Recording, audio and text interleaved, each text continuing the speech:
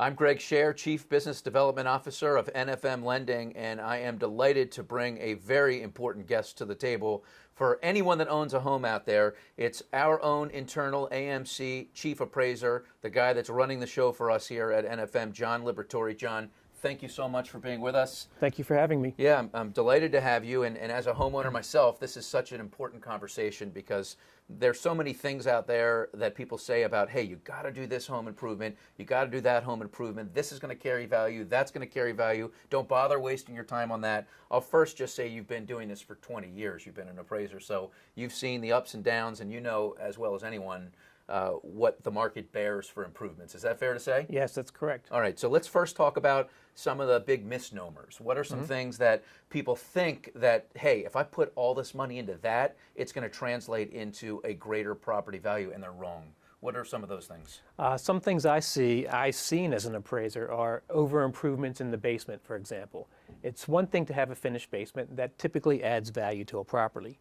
But when you over improvement and you take a basement and you start adding the crown moldings and the fancy trim and all the other things, it doesn't necessarily equate to the same value. So over improvements in basements are one thing to consider. The other thing is landscaping. Now, it's important to have landscaping so that you have curb appeal for a property. Makes However, when you over improve that landscaping, the market doesn't necessarily see it that way. They don't interpret it as $20,000 worth of landscaping. They might only give it a contributory value of $5,000. And that's what appraising really boils down to, contributory value. Contributory value is what the market is willing to bear for a particular item, not necessarily what it costs. So finished basements, let's just wrap that conversation up for a minute. So an unfinished basement, you go ahead, you finish it in a simple manner. Is that the biggest impact you can get on a basement? You say no crown molding, don't do too much down there, but is it such a big difference between finished and unfinished that it's something you may want to address?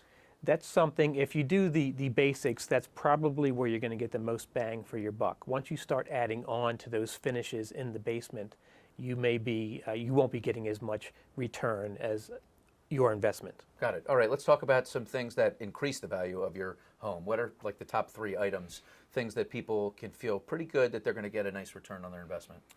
Kitchens, bathrooms. If you're looking to resell your property, then you're talking about paint, flooring, that type of thing.